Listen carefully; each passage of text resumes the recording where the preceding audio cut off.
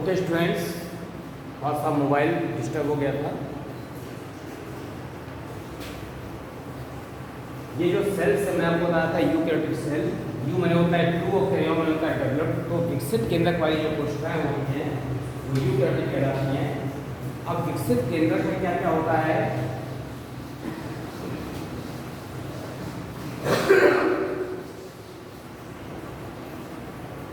जो हमारा developed nucleus है उसमें कौन कौन से पार्ट्स होते हैं वो हमको पता होना चाहिए कि ये विकसित केंद्रक है और ये क्या है, अविकसित केंद्रक।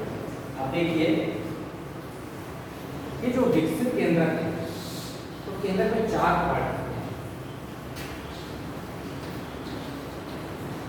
विकसित केंद्रक में 4 पार्ट, ठीक है। मैं बना रहा हूं।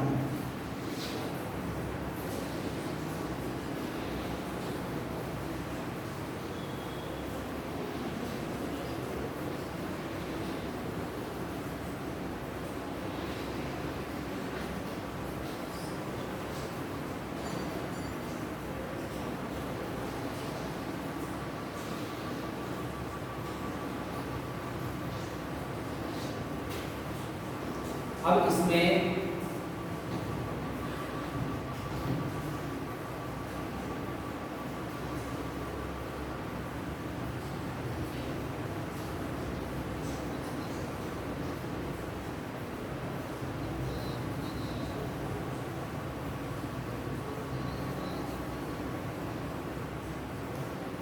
ये है न्यूक्लियर मेम्ब्रेन, केंद्रक कला।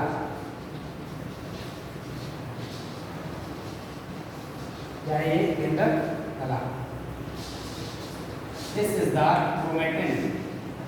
क्रोमैटिन धागे ही बाद में सूत्र में बदल जाते हैं। And this is the nucleolus, Hindi में कहते हैं केंद्रिका। ये क्या है यहाँ पर? इस द केंद्रक कला।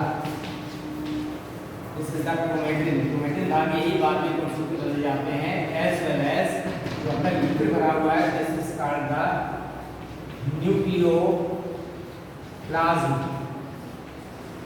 हिंदी में कहते हैं यहाँ पर केंद्रक द्रव्य।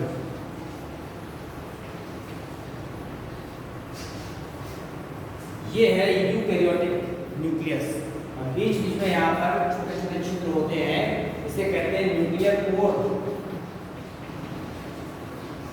इसी पोर के द्वारा होकर के पदार्थों का कोशिका द्रव्य और केंद्रक द्रव्य के मध्य आदान प्रदान होता है।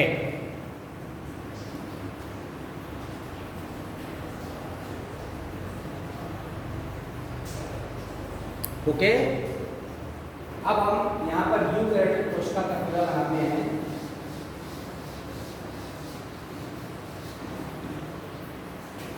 एग्जाम्पल क्या है इसमें यूकैरियोटिक में? एग्जाम्पल प्लांट्स एंड एनिमल्स, पादप और जंतु। मैं यहाँ पर एक फिगर बना रहा हूँ।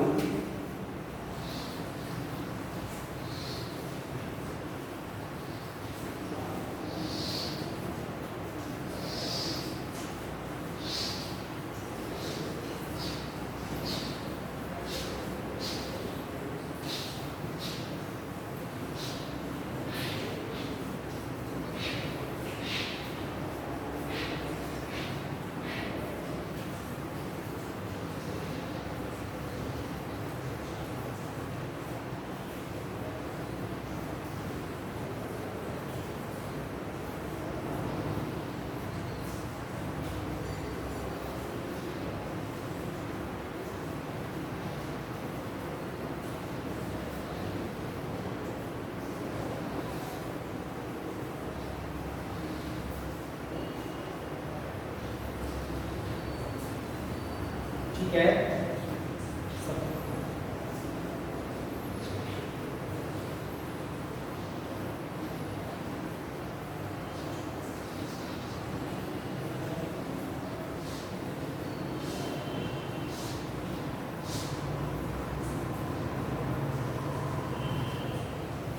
ये क्या है आपका केंद्रक, चारों पार्ट पहले हम बता चुके हैं। ये न्यूक्लियस, अलग अलग भागों की लेबलिंग नहीं कर रहा हूँ। इसके बाहर क्या है, ये सेल वॉल क्या की बनी होती है, सेलुलोज की। अंदर की लेयर कौन सी है, सेल मेम्ब्रेन, कोशिका कला क्या की बनी होती है, लिपिड और प्रोटीन की। ये कौन सी रचना है, ये यहाँ पर ईआर का मतलब जानते हैं क्या होता है, अंतर्द्रव्यी जालिका, पूरा नाम लिख दे रहा हूँ, एंडोप्लाज्मिक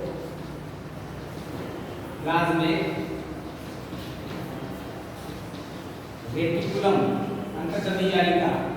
ये स्ट्रक्चर कौन सा है, ये गोल्जी बॉडी, गोल्जी का है, ठीक है। क्योंकि यहाँ पर प्लांट सेल है इसलिए ये है वैक्यूल रेक्टिका। रेक्टिका के बाद यहाँ पर ये स्ट्रक्चर लगा हुआ है, that is the mitochondria. Mitochondria के अलावा यहाँ पर स्ट्रक्चर लगा हुआ है क्लोरोप्लास्ट। क्लोरोप्लास्ट माने हरित लवक, क्लोरोप्लास्ट क्या है, हरित लवक। मेन इतने स्ट्रक्चर दिखाई दे रहे हैं जो कि सेल वॉल है, इसीलिए इसका नाम है प्लांट सेल, पादप कोशिका।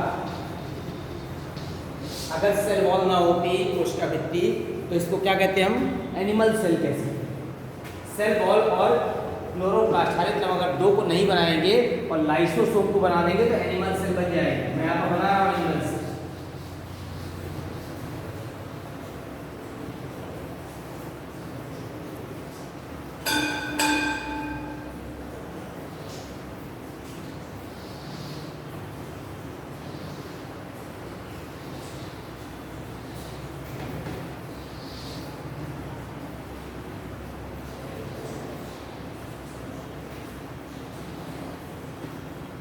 ठीक है, ये सेम इस तरह का यहाँ पर न्यूक्लियस हो जाएगा, यहाँ पर गोल्जी बॉडी हो ही जाएगा, यहाँ पर गोल्जी का लगाई हुआ है, तो यहाँ पर क्या हो जाएंगे, माइटोकॉन्ड्रिया सेम इसी तरह हो जाएगा।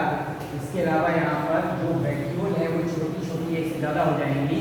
इसके अलावा यहाँ पर क्लोरोप्लास्ट नहीं होगा, ठीक है, तो ये क्लोरोप्लास्ट नहीं होगा और क्या होगा, एक स्ट्रक्चर इस तरह का आ जाएगा, पेट्रोलियम रचना ऐसा। That is the bowl like structure. जो बाउल लाइक स्ट्रक्चर होगा इसको क्या कह देंगे, लाइसोसोम कह देंगे। This is the lysosome, this is the cell membrane, ठीक है, this is the nucleus. Complete to ये बन रही है पूरा। ये कौन सा पार्ट है, एंडोप्लाज्मिक रेटिकुलम। ये स्ट्रक्चर कौन सा है, इज द गोल्जी बॉडी, ठीक। This is the mitochondria. ये जो आपके सामने बना हुआ है, this is the animal cell, eukaryotic animal cell.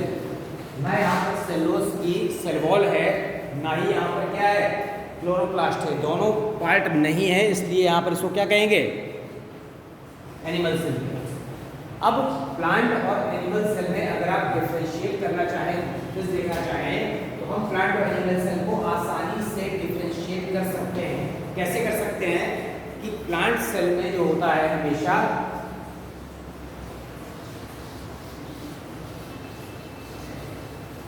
एक तरफ प्लांट्स लिख देते हैं, एक तरफ एनिमल्स लिख देते हैं। तो प्लांट्स और एनिमल्स में हम जो डिफरेंस करना चाहते हैं, कैसे कर सकते हैं प्लांट्स एनिमल में, कि प्लांट्स क्या होते हैं, यहाँ पर स्वपोषी होते हैं, ऑटोट्रॉफ होते हैं। ऑटोट्रॉफ, ऑटो में होता है सेल्फ, ट्रॉफ में होता है फूड। जो अपना फूड खुद बना सके, मैन्युफैक्चर कर सके, सिंथेसाइज कर सके, किसकी उपस्थिति में, पर्णहरित CO2 और वाटर के द्वारा, ठीक है। हिंदी में कहते हैं स्वपोषी। Is the most important characteristic feature of the difference between the plants and animals.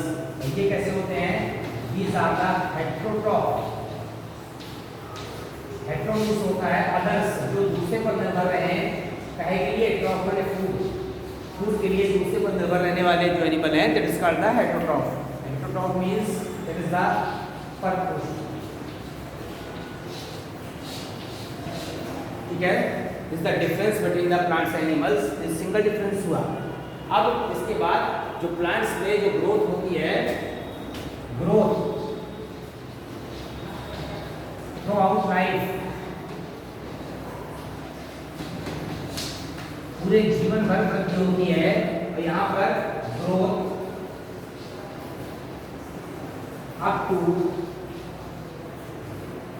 Limited time, एक निश्चित समय तक ग्रोथ पाई जाती है जंतुओं में, और प्लांट्स में ग्रोथ थ्रू आउट लाइफ होती है। This is the main difference. Cell wall होती है इसमें, सेल वॉल प्रेजेंट, पॉजिटिव माने प्रेजेंट, यहाँ पर जो सेल वॉल होती है उसका वृद्धि कैसी होती है, नेगेटिव माने अपसाइड सेल वॉल नहीं पाई जाती। ये एक डिफरेंस हो गया। ओके,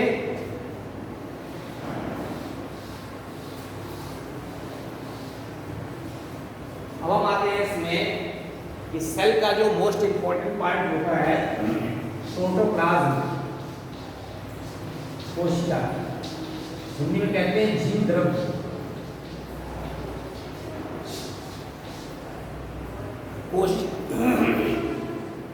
कोशिका के अंदर जो जीवित मटेरियल है, the living substance inside the cell, living substance in the cell, कोशिका के अंदर जीव पदार्थ जीव द्रव्य कहलाता है। अब जीव द्रव्य जो है, जो नाम दिया गया किसने दिया, it was named, it was discovered. जीव द्रव्य को किसने खोजा था, यहाँ पर बताइए, सार्कोट नाम दिया था, डुजार्डिन, डिस्कवर्ड बाय डुजार्डिन, डुजार्डिन ने खोजा था एंड नेम्ड, और क्या नाम दिया था इसको, सार्कोट, ये सार्कोट। ठीक है, अब यहाँ पर जो प्रोटोप्लाज्म नाम दिया था, प्रोटोप्लाज्म नेम गिवन बाय परकिंजे, परकिंजे ने प्रोटोप्लाज्म नाम दिया था, और जूलियस हक्सले ने ऐसे क्या कहा था, जीवन का भौतिक आधार।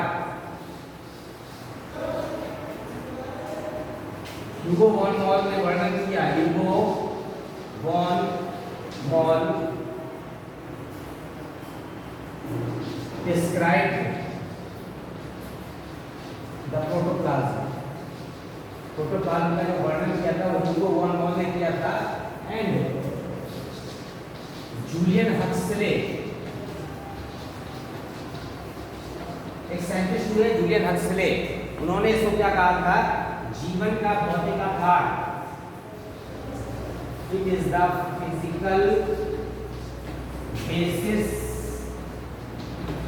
Of life. जूलियन हक्सले ने इसे जीवन का भौतिक आधार कहा, इसको जीव द्रव्य को। Carbon, hydrogen, oxygen, nitrogen, sulphur, phosphorus इत्यादि से मिलकर बनता है। ठीक है, इसमें most of the part water होता है, इसके अलावा ऑर्गेनिक सब्सटेंसेस होते हैं, इनऑर्गेनिक सब्सटेंसेस होते हैं। अब आते हैं आपको कोशिकांग। पहले सेल में पढ़ लेते हैं कोशिका कला, कोशिका कला। कोशिका द्रव्य को बहने से रोकने वाली जो झिल्ली होती है उसको कोशिका कला कहते हैं। किसकी बनी होती है, लिपोप्रोटीन की, लिपिड और प्रोटीन, लिपोप्रोटीनेशियस इन नेचर, लिपिड और प्रोटीन की बनी होती है। ठीक, अब ये जो कोशिका कला है लिपोप्रोटीनेशियस की बनी हुई है, लिपिड और प्रोटीन की, तो एक साइंटिस्ट हुए हैं यहाँ पर सिंगर और Nicolson, Singer and Nicolson,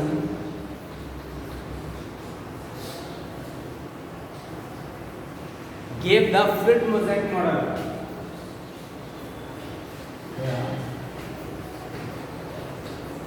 Fluid mosaic model. कौन सा मॉडल दिया था? तरल मोज़ेक मॉडल ऑफ, तरल मोज़ेक कहेगा सेल मेम्ब्रेन, कोशिका कला का एक संरचना प्रस्तुत की सिंगल निकोलसन ने उसे कहा तरल मोज़ेक मॉडल। ये मॉडल तरल मोज़ेक जो है इसका है कोशिका कला की संरचना को प्रदर्शित करता है। Is described by the Singer Nicolson, named it is the fluid mosaic model. अब क्या है इसमें फ्लूइड मोज़ेक मॉडल में?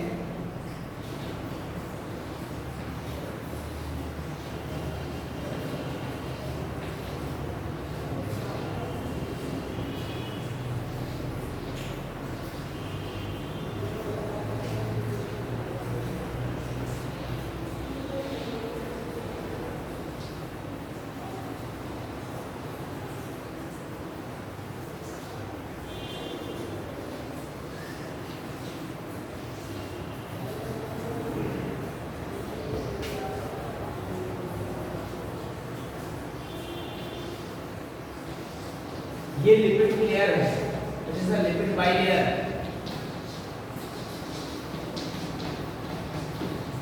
And there are two types of protein. से सेल मेम्ब्रेन की ही स्ट्रक्चर है, थिकनेस माइक्रोस्कोप से दिखाई दे रही है। This is the peripheral protein. जो प्रोटीन सतह पर है वो पेरिफेरल है, चाहे उधर हो चाहे इधर। और कुछ प्रोटीन के मॉलिक्यूल लिपिड लेयर को फाड़ करके आर पार निकल जा रहे हैं। This is the integral protein. Integral protein ठीक, इसका मॉडल है लिपिड और प्रोटीन का बना हुआ तरल मोज़ेक मॉडल कोशिका कला का। अगर यहाँ से लिपिड मॉलिक्यूल जुड़ जाए, कार्बन जुड़ जा रहा है, जिसका अर्थ ग्लाइको प्रोटीन। क्या जुड़ा है? Carbohydrate plus protein. अगर यहाँ पर कार्बोहाइड्रेट यहाँ पर जुड़ जाए लिपिड में, इसे क्या कहेंगे? Glyco lipid. इस तरह के मॉलिक्यूल सेल को आइडेंटिफाई करने में, पहचानने में क्या करते हैं? सहायक होते हैं। कार्य क्या है कोशिका कला का? कि कोशिका द्रव को बहने से रोकता है, एज वेल एज ये जो है, जो हमारी सेल मेम्ब्रेन होती है कोशिका कला, वो विभेदी पारगम होती है। Cell membrane is selective permeable.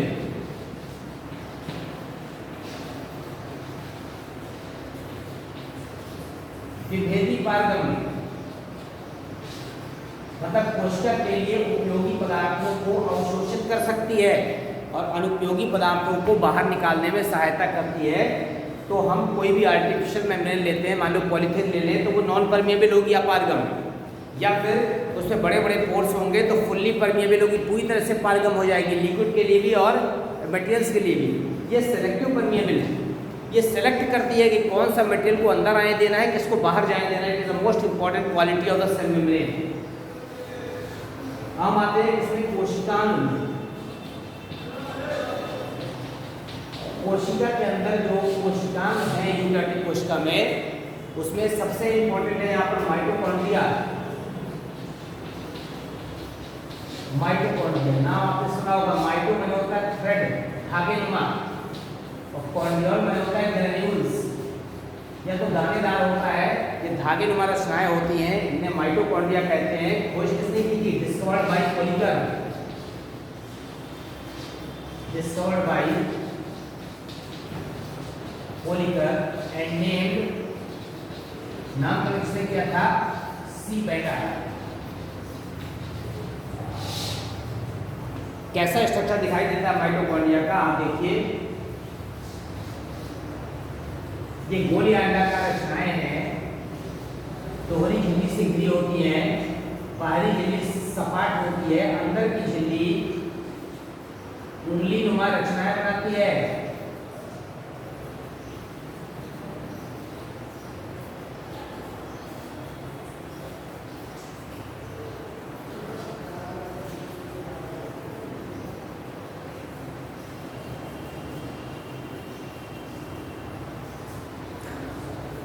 अंदर की जितनी उंगली नुमा रचनाएं बनाती है दैट इज कॉल्ड द क्निस्टी। ठीक है, ये आउटर मेम्ब्रेन है।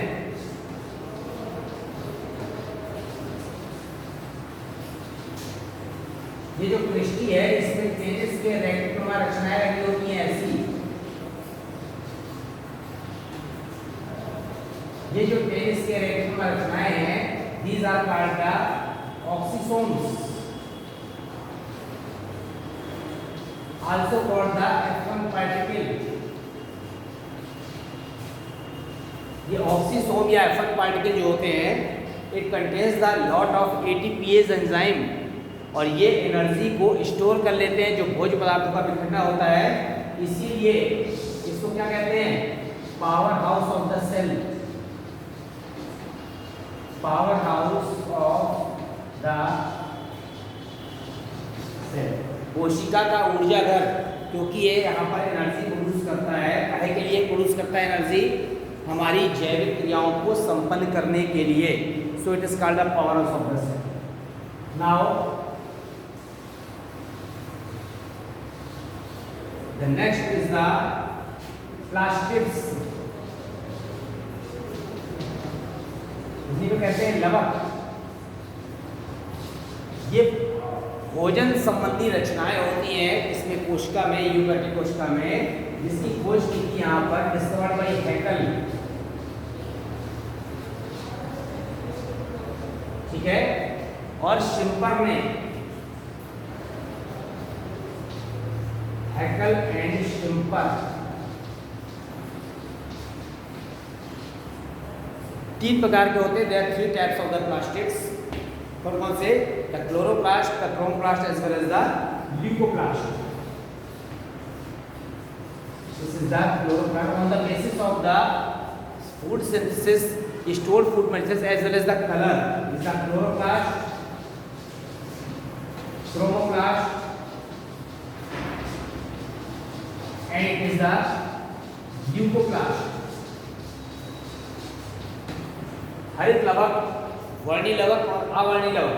हम सबसे पहले यहाँ पर क्या देखते हैं, स्ट्रक्चर ऑफ क्लोरोप्लास्ट, हरित लवक। The name, as the name suggests, the chloro means होता है ग्रीन, प्लास्ट में structure, the green structure inside the plant cell called the chloroplast, which is the double layered structure, may be of various shape। ताराकार हो सकता है, गोल हो सकता है, अंडाकार हो सकता है, फीतेनुमा हो सकता है, डिस्क्वाइडल हो सकता है, इलिप्टिकल हो सकता है, वेरियस शेप हो सकते हैं, और ये डबल मेम्ब्रेन से घिरे हुए होते हैं, invert by the double membrane. अब there is a various membrane like structures called the thylakoid। यहाँ पर various structures होते हैं membrane, they are called thylakoids, and the group of thylakoids called the granum। जो ग्रुप होता है thylakoids को granum कहते हैं।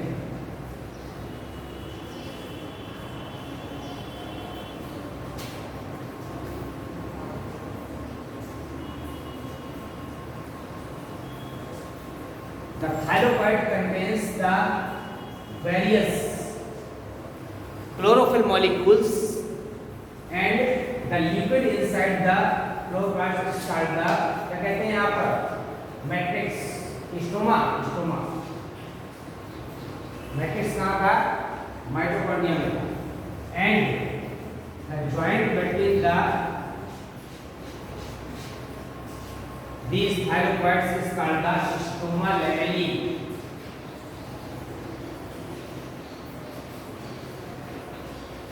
The circular DNA is present। Mitochondria में भी था सर्कुलर डीएनए, यहाँ भी है। इसका मतलब है ये जो ऑर्गेनेल्स हैं वो प्रोकैरियोटिक के इक्विवेलेंट हैं। तो सर्कुलर डीएनए यहाँ भी था, माइटोकॉन्ड्रिया में था। माइटोकॉन्ड्रिया में जो लिक्विड था that is called the matrix, और यहाँ पर जो लिक्विड है that is called the stoma. This is the function. आपको पता है क्लोरोप्लास्ट का क्या फंक्शन है,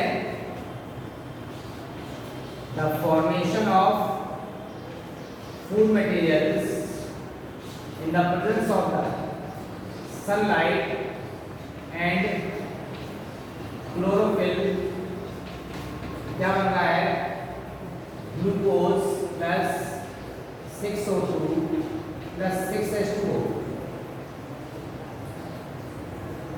This is the function of the chloroplast. हरित लवक का कार्य.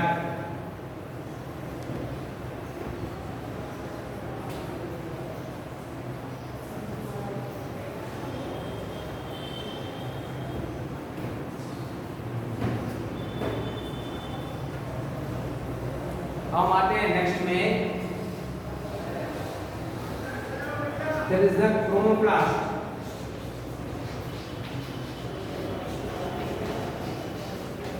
Chrome means होता है colour and plast means structure. जो कलर्ड स्ट्रक्चर है, ठीक है ना, हिंदी में क्या कहते हैं उसको, वर्णी लवक कहते हैं. तो जो ये रंगीन संरचनाएं हैं वो वर्णी लवक हैं और ये क्या करती हैं, पुष्पों में जो पंखुड़ियां होती है, दल, उसको रंग प्रदान करती है और फलों को रंग प्रदान करती हैं. इसका कलर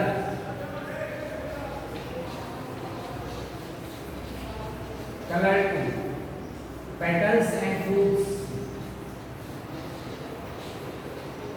फलों में जो आम में आप देख लीजिए पीला रंग होता है, मैंगो में होता है, तरह तरह के जो फूलों में जो पंखुड़ियां होती हैं, पेटल्स से कहते हैं दल, उसमें जो वेरियस कलर्स हैं वो due to the presence of the chloroplast as well as third part is the leucoplast.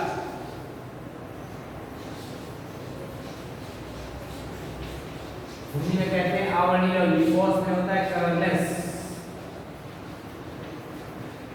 प्लास्ट में स्ट्रक्चर, जो रंगहीन संरचनाएं हैं भोजन को स्टोर करने संबंधी, उन्हें कहते हैं, हिंदी में कहते हैं आवरणीय लवक. अभी क्या करते हैं, फूड स्टोर करते हैं. अब फूड स्टोर कर रहे हैं तो अगर ये मंड का संचय करेंगे तो ये कहेंगे एमाइलोप्लास्ट. इसका संचय कर रहे हैं, मंड का संचय. फिर इलायोप्लास्ट, वसा का संचय. तीसरी कैटेगरी है प्रोटीनोप्लास्ट. इसका संचय कर रहे हैं प्रोटीन का. प्रोटीन का संचय दालों में होता है, पल्सेस में, चना, अरहर, सेम, ठीक है. वसा का संचय तैलीय बीजों में होता है, अलसी, लाही, इन सब का जो सीड होते हैं उसमें. मंड का संचय आलू, चावल में होता है, इसको एमाइलोप्लास्ट बोलते हैं. तीनों प्रकार के प्लास्टिड आपको बता दिए मैंने. These are the three types of the plastids called the amyloplast, elaioplast as well as the proteinoplast.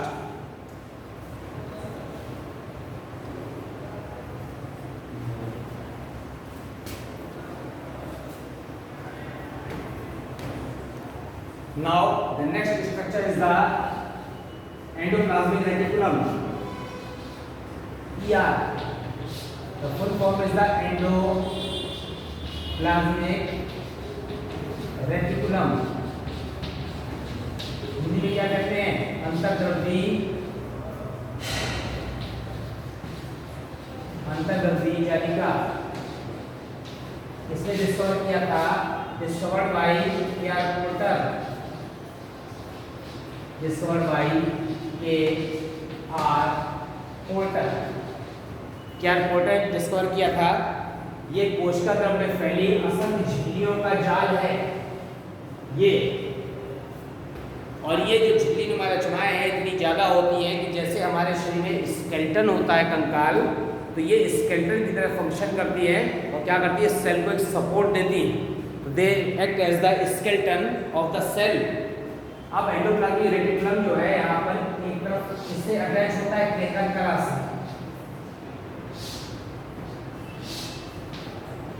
ये केंद्रक कला से जुड़ा हुआ है एक तरफ से. ये केंद्रक कला. अब अंतर्गंथि जालिका दो प्रकार की होती है. कौन कौन सी है, SER, smooth endoplasmic reticulum and rough. जिन अंतरंगी जालिकाओं में राइबोसोम होते हैं तो उसकी सतह दानेदार दिखाई देती है, so it is called the RER, full form है रफ एंडोप्लाज्मिक रेटिकुलम। और जिसमें राइबोसोम नहीं होते that is called the SER, smooth endoplasmic reticulum. Function क्या है, ये जो RER है ये बनाती है प्रोटीन संश्लेषण करते हैं, प्रोटीन संश्लेषण, प्रोटीन बनाने का काम करते हैं। और जो SER है वो लिपिड संश्लेषण करते हैं, वसा या तेल, लिपिड संश्लेषण। अब जो अंतर्द्रव्यी जालिका का कुल फंक्शन है इन ऑल टोटल, वो सीधे सीधे क्या है, लिपिड और प्रोटीन का संचय करना, कोशिका को एक ढांचा प्रदान करना और उसकी सुरक्षा करना।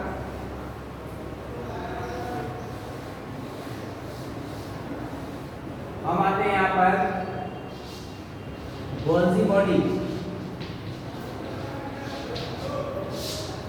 डिस्कवर्ड बाय द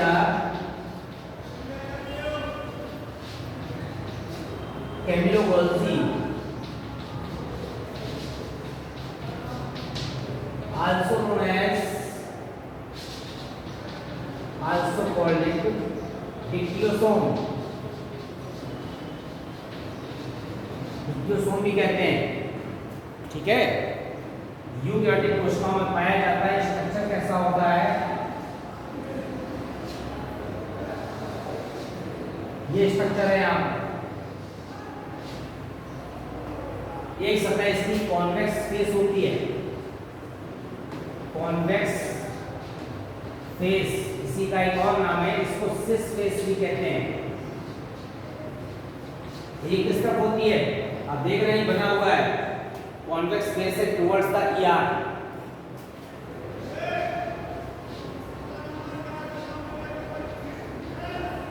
अंतर्द्रव्यी जालिका की ओर। और ये कौन सा फेस है, concave face, also called the trans face,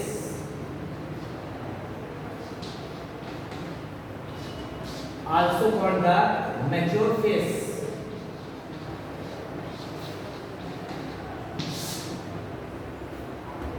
function क्या है गोल्जी बॉडी का, कि लिपिड और प्रोटीन निर्माण तो हो रहा है कहाँ पर, अंतर्द्रव्यी जालिका में। ये उसको संचय करके और कोशिका के विभिन्न भागों में ट्रांसपोर्ट कर रहे हैं, इसीलिए it is also called the traffic police of the cell.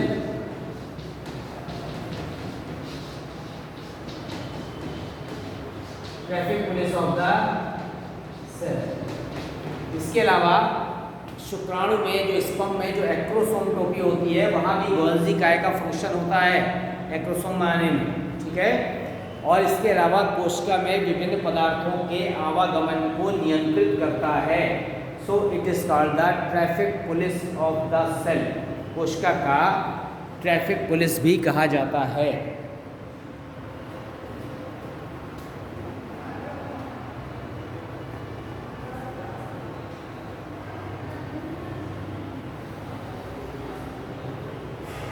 ठीक है,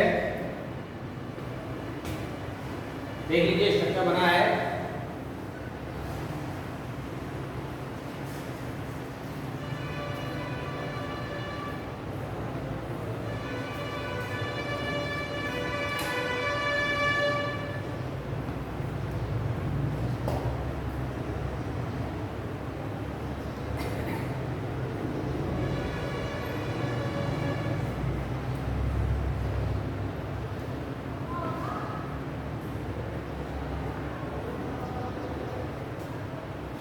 हम आते हैं लाइसोसोम में।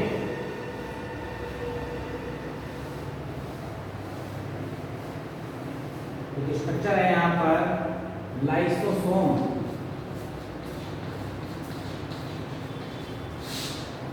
यहाँ पर लाइसो माने होता है डाइजेस्टिव,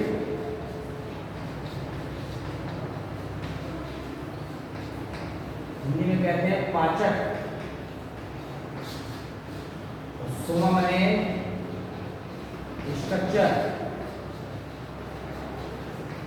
माने रचना। कोशिका के अंदर जो पाचक रचना है उसको लाइसोसोम कहते हैं। किसने डिस्कवर किया था? डिस्कवर्ड बाय डी डुवे, साइंटिस्ट हुए हैं डी डुवे, उन्होंने इसको डिस्कवर किया था। कोशिका के अंदर जो पाचक रचना है that is discovered by the de Duve, named is the lysosome. अब जो लाइसोसोम है उसकी संरचना कैसी होती है? इकहरी झिल्ली से घिरे हुए कोशिकांग होते हैं और कटोरे के आकृति होते हैं।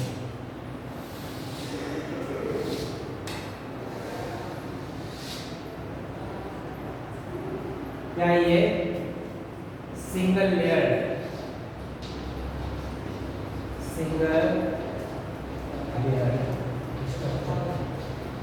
गहरी झिल्ली से घिरे हुए कोशिकाएं होते हैं that contains the lot of enzyme, बहुत सारे एंजाइम होते हैं। उसमें कौन कौन से होते हैं? जैसे यहाँ पर कार्बोहाइड्रेट्स,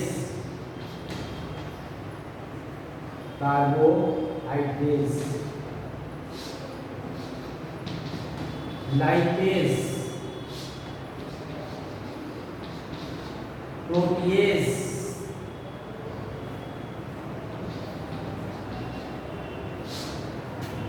फॉस्फेटेज,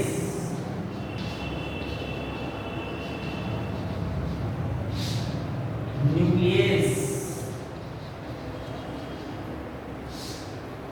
सल्फेटेज, ये सभी जल अपघटनीय एंजाइम हैं। कौन से एंजाइम हैं? जल अपघटनीय एंजाइम। और ये जो जल अपघटनीय एंजाइम हैं ये सभी भोजन के पाचन में सहायता करते हैं। तो कोशिका के अंदर जो फूड मटेरियल प्रवेश कर जाता है वो लाइसोसोम अपने अंदर कर लेता है। और लाइसोसोम में ढेर सारे एंजाइम होते हैं। कार्बोहाइड्रेट्स किसका पाचन करेगा? कार्बोहाइड्रेट का। कार्बोहाइड्रेट आलू चावल, ठीक है, मंड, ये सब कार्बोहाइड्रेट। लाइपेज किसका पाचन करेगा? लिपिड का पाचन करेगा। समझ रहे हैं? लिपिड जानते हैं, घिया तेल का। जो प्रोटीएज एंजाइम है वो प्रोटीन का पाचन करेगा। जो भी हम दालें खाते हैं, पल्सेस खाते हैं, सब में प्रोटीन होता है। जो फॉस्फेटेज होता है वो फास्फेट का पाचन करेगा, फास्फेट आयन का। जो न्यूक्लियस होता है वो न्यूक्लिक अम्ल का पाचन करेगा। न्यूक्लिक अम्ल में डीएनए और आरएनए होता है। जो सल्फेटेज होता है वो सल्फेट आयन का पाचन करेगा। तो ये सभी जल अपघटनीय एंजाइम एक गोलाकार इकहरी झिल्ली से घिरी रचना के अंदर बंद होते हैं, इसको लाइसोसोम कहते हैं। लाइसोसोम की खोज डी डुवे ने की थी। इसमें जल अपघटनीय जो एंजाइम होते हैं और यूकैरियोटिक कोशिकाओं में ही पाए जाते हैं। मेनली एनिमल सेल में होते हैं, कुछ अविकसित प्लांट सेल्स में भी हो सकते हैं। और इनका कार्य है भोज्य पदार्थों का पाचन करना। तो भोजन के पाचन के लिए जो आवश्यक रचनाएं हैं यूकैरियोटिक कोशिका में उसे लाइसोसोम कहते हैं।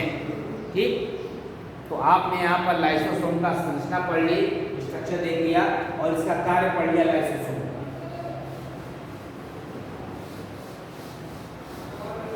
कभी कभी ये लाइसोसोम फट जाते हैं। जब फट जाते हैं तो पाचक एंजाइम पूरी बॉडी में फैल जाते हैं और पूरी कोशिका या अंग का ही पाचन कर लेते हैं। That is called a suicidal bag, आत्महत्यात्मक थैले। इनको कब कहते हैं? जब उसका फट करके पूरे ऑर्गन का ही पाचन कर देते हैं, तब कहा जाता है आत्महत्यात्मक थैले। इसीलिए यहाँ पर सुसाइडल बैग कहते हैं। नाउ द राइबोसोम्स,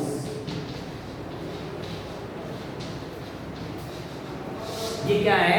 केंद्रक कला विहीन है। The non membranous structure is called the ribosome in the cell. और क्या लिखेंगे इसमें? आरएनए व प्रोटीन के बने हुए सूक्ष्म कोशिका झिल्ली विहीन कण, कोशिका झिल्ली विहीन पार्टिकल, ठीक है ना? कहाँ पाए जाते हैं? कोशिका द्रव्य। माइटोकॉन्ड्रिया एज वेल एज हरित कवक में उपस्थित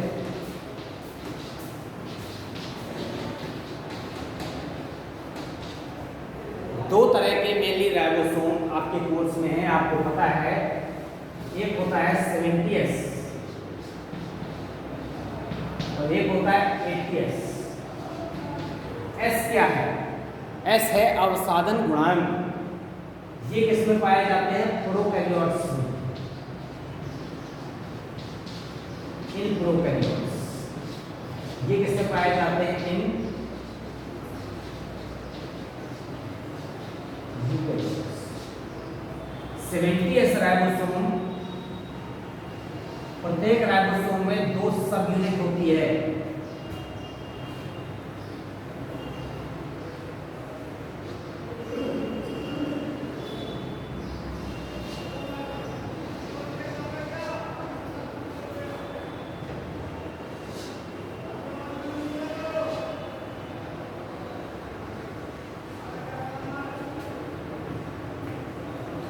ये है 50S, ये 30S, 60S और 40S। ये छोटी उप इकाई, छोटी उप इकाई। और ये कौन सी है? ये है बड़ी इकाई। ये 70 से राइबोसोम जोड़ ना देना, नहीं 50 30 80 हो जाएगा। अब राइबोसोम की जो खोज की थी तो किसने की थी? यहाँ पर ribosome discovered by Robinson in plant. पौधों में रॉबिन्सन ने खोजा and by Palade in animals. Palade ने किसने खोजा? जंतु कोशिकाओं में खोजा। रॉबिन्सन ने किसने खोजा? पादप कोशिकाओं में। हम आते हैं एस क्या है?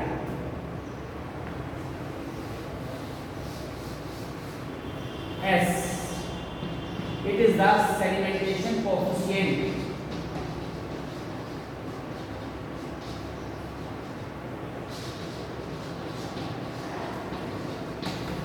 हिंदी में कहते हैं अवसादन गुणांक।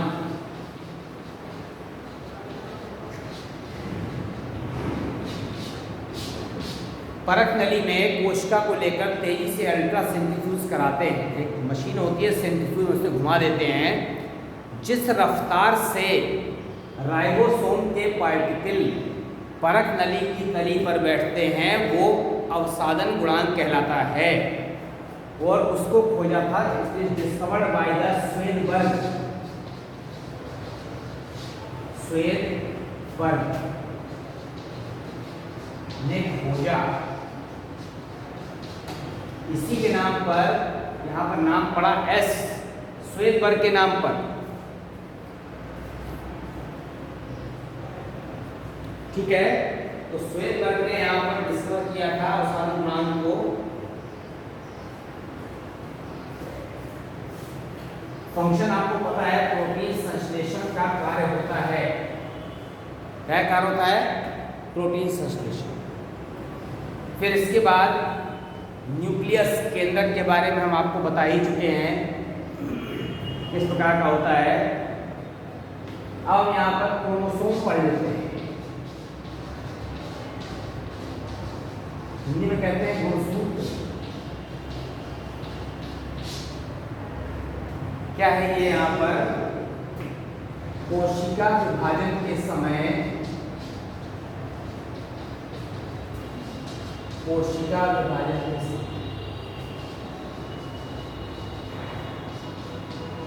क्रोमेटिन धागे जिन स्पष्ट रचनाओं में बदल जाते हैं, फॉर्मूला लगाइए, गुणसूत्र कहलाते हैं।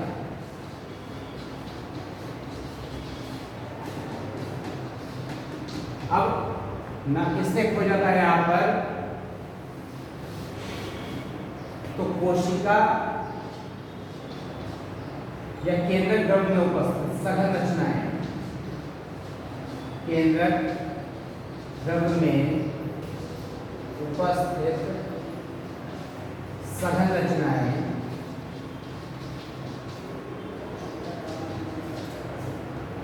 क्रोमोसोम कहलाती हैं।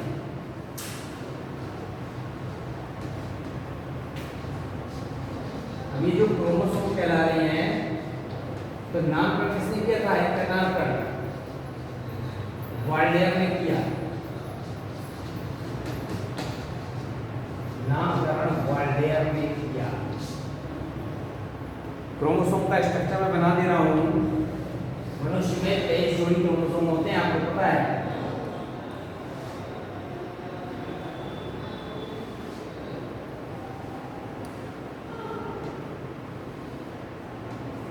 This is the structure of chromosome.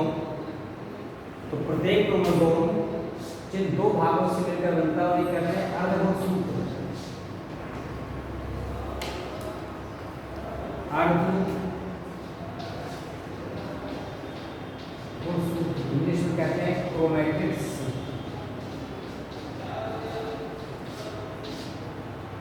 दोनों अर्धगुणसूत्र जिस स्थान पर एक दूसरे से जुड़े होते हैं उसे कहते हैं यहाँ पर सेंट्रोमियर। हिंदी में कहते हैं गुणसूत्र बिंदु।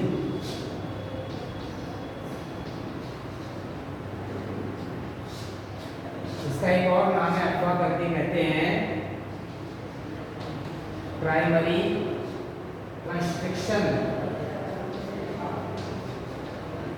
हिंदी में कहते हैं प्राथमिक संकीर्णन।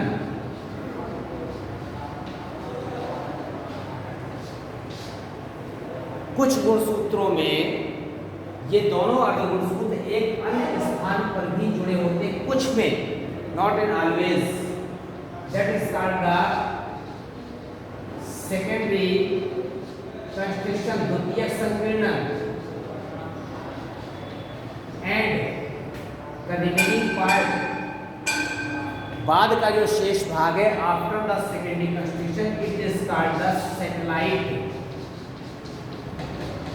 And this type of chromosome is called the set chromosome. इस प्रकार का गुणसूत्र क्या कहलाता है, सेट गुणसूत्र कहलाता है। And the chromosome contains the genes in linear order, alphabet की तरह रेखीय क्रम में अर्धगुणसूत्रों पर जीन लगे होते हैं। और जीन क्या होते हैं, it is the unit of heredity, आनुवंशिकी की इकाई क्या कहलाती है, जीन कहलाती है। और ये किस क्रम में लगे होते हैं, रेखीय क्रम में लगे होते हैं, ठीक है। तो the linear order of genes is called the. अब जो हमारे क्रोमेटिड्स हैं वो चारों ओर से जिस मेम्ब्रेन से घिरे होते हैं, दैट इज कॉल्ड द क्रोमोनिमेटा। और इसको जीन्स को क्रोमोमियर्स कहते हैं, ठीक है। अब हम आते हैं इसके बाद gene.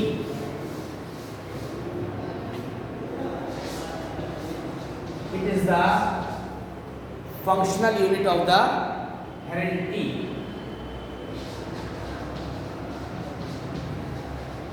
Functional unit of heredity named by W. Johansen। नामकरण किसने किया था, W. जोहानसन ने किया था। और ये वंशागतिकी या आनुवंशिकी की इकाई हैं, ठीक है। तो आपको ये ध्यान रखना है कि जीन क्या है, यहाँ पर क्रोमोसोम क्या है। अब कभी कभी टाइप्स ऑफ क्रोमोसोम पूछते हैं, गुणसूत्र के प्रकार, टाइप्स ऑफ क्रोमोसोम।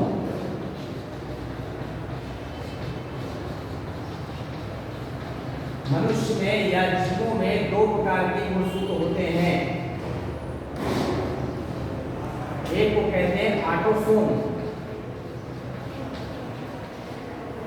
और दूसरे को कहते हैं यहां पर सेक्स क्रोमोसोम। ऑटोसोम क्या होता है, इन्हें सोमैटिक क्रोमोसोम भी कहते हैं। सोमैटिक क्रोमोसोम जितने भी शरीर के लक्षण हैं, दैहिक लक्षणों का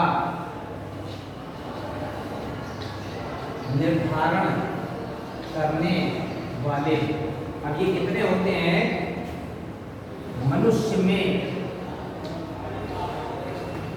22% प्रत्येक कोशिका में 22 जोड़ी। सेक्स क्रोमोसोम क्या होता है, Geraldo called the allosome, also called the heterosome। किसका निर्धारण करते हैं, लैंगिक लक्षणों का निर्धारण, लैंगिक लक्षणों का निर्धारण। अब ये XX हो सकते हैं इसमें फीमेल में, और XY के फॉर्म में हो सकते हैं किसमें, मेल में। होते कितने हैं, 1 पेयर पर सेल इन मनुष्य में या अन्य जीवों में एक जोड़ी होते हैं। लास्ट का 23rd पेयर, 23वीं जोड़ी, ना कि 23। तो 23वीं जोड़ी या लास्ट का मतलब है कि सबसे लास्ट में जो क्रोमोसोम है तो यहाँ पर क्या है, सेक्स क्रोमोसोम। तो यहाँ पर जो टाइप्स ऑफ क्रोमोसोम बना हुआ है तो आप देख लीजिए,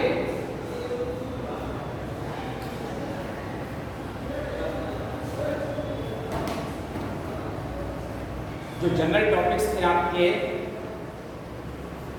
मिसलेनियस में, उसमें मैंने आपको सेल वाला पूरा पार्ट पढ़ा दिया, कोशिका का डिस्कवरी ऑफ सेल बता दिया था, फिर सेल थ्योरी बता दिया आपको। सेल थ्योरी के बाद हमने आपको बता दिया था types of cell, prokaryotic and eukaryotic. Structure बना दिया था प्रोकैरियोटिक का और यूकैरियोटिक का। यूकैरियोटिक में प्लांट एनिमल सेल का अलग अलग बता दिया था, उसमें डिफरेंस बता दिया।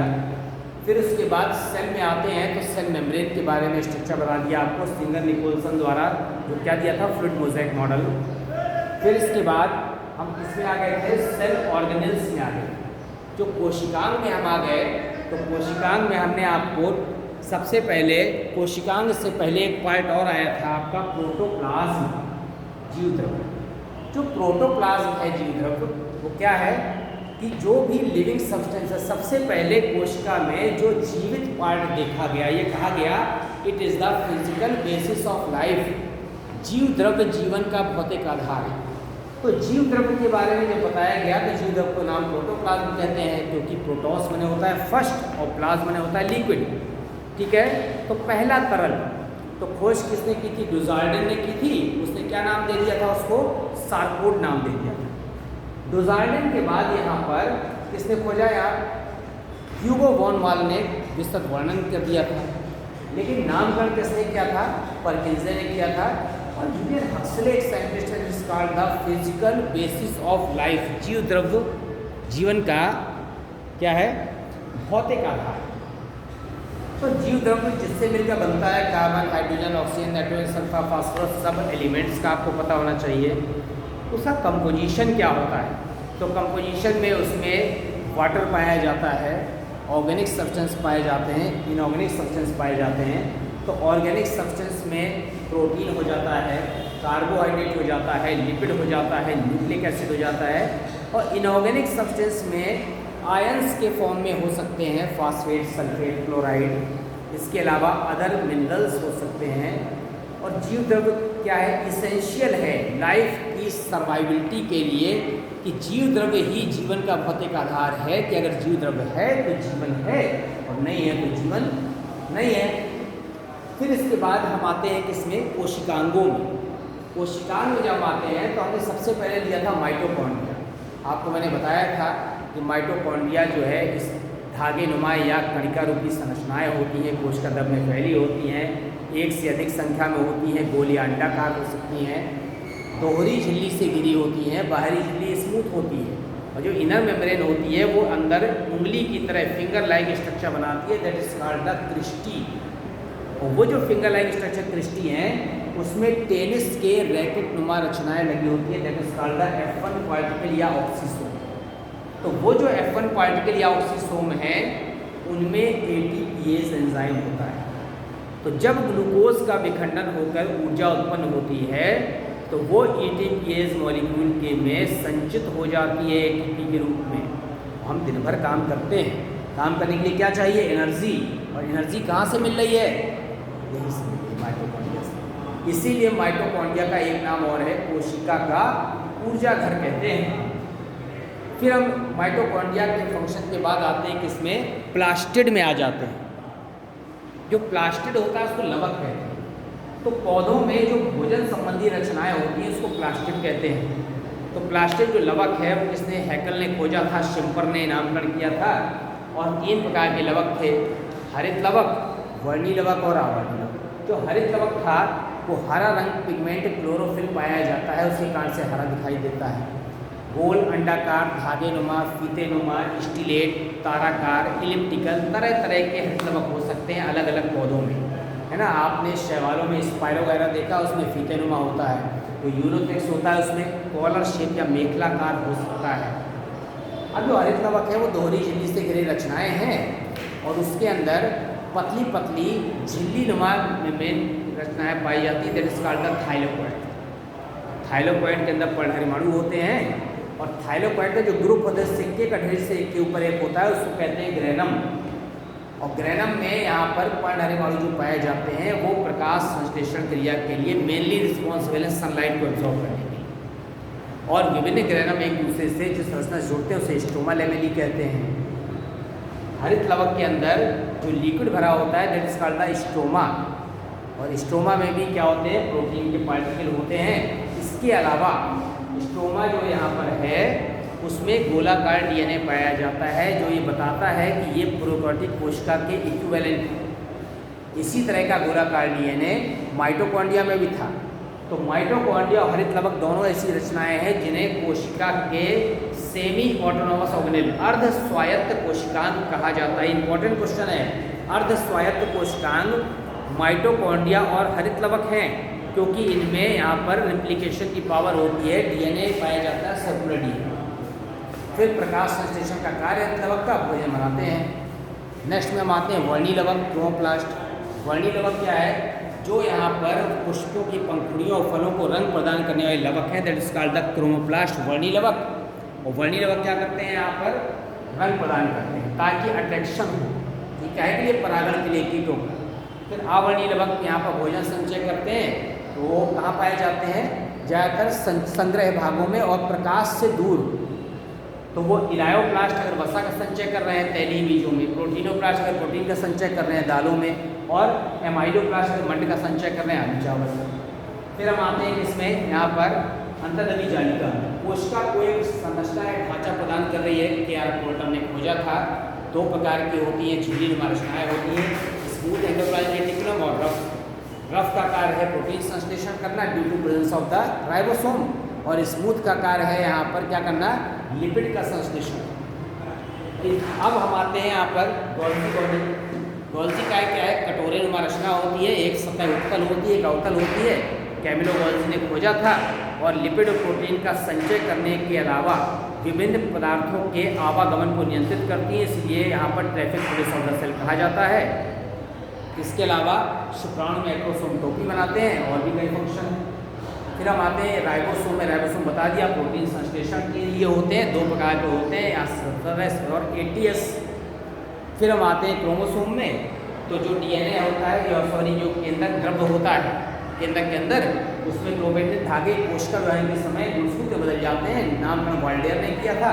गुणसूत्र 2 तरह के होते हैं, ऑटोसोम और सेक्स क्रोमोसोम। और जनरल स्ट्रक्चर जो गुणसूत्र का था वो मैंने आपको बता दिया था कि प्रत्येक गुणसूत्र 2 अर्ध गुणसूत्रों से मिलकर बनता है।